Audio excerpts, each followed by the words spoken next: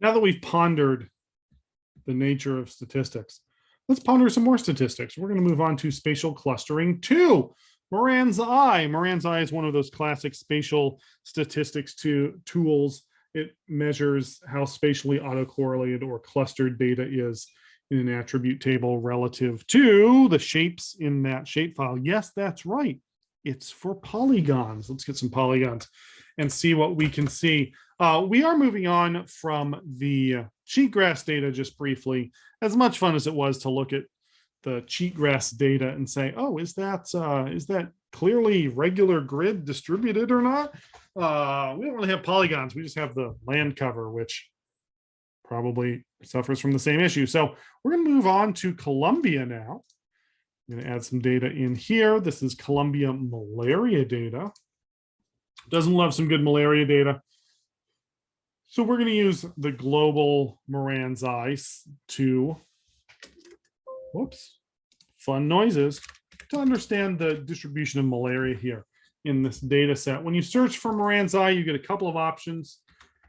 We just want classic global Moran's eye with spatial autocorrelation. These other three are different takes on it, different types of analyses. A lot of them written by Luke Anselin, who's a spatial statistics wizard out in Chicago. You know you've done something right when you write a script or write a method and they name it after you in ArcGIS. May we all be so lucky someday. Straightforward, put in malaria as your feature class, put in the field where you want to read your data in. That's malaria 98. It's the data field that we're using. We're going to generate a report, and because we don't know any better, we're going to leave all of those other choices as default. Now, when this runs, it pops up a little error. Well, not really an error, it's a warning. There are 3 different types of messages inside of Arc. You've seen them all by now, I'm sure. The green check means it ran, it's good, it did what it expected, you're happy, hopefully. The yellow exclamation point means it finished, it ran, but something might be wrong, something might be up. You should probably double check what's going on. And of course, the red X means fail. In our case, it's just saying that our default search threshold was above some parameter. I could click that for more help if I was interested, but I'm more interested in this report file, which tells me it's the Moran's index of 0.07, a p-value of also 0.07. Given the z-score, there is less than 10% likelihood this cluster could be the result of random chance. Okay, good.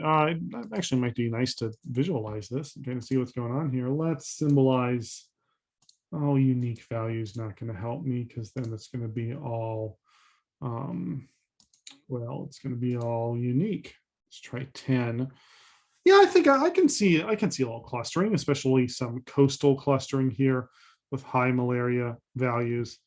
Maybe a little bit of clustering in the center of the country here, and definitely some low clusters up here in the north and the central parts of the country. I bet some things that are confusing the algorithm just on the country scale. We got our islands. Those are messing us up. We've got this cool little hook down here bordering Peru.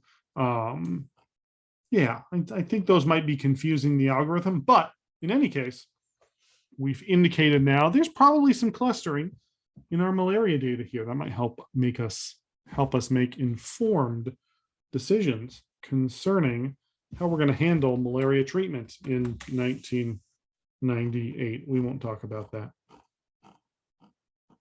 Last walkthrough coming up, interpolation. Then I'll talk briefly about the production activity in the final video.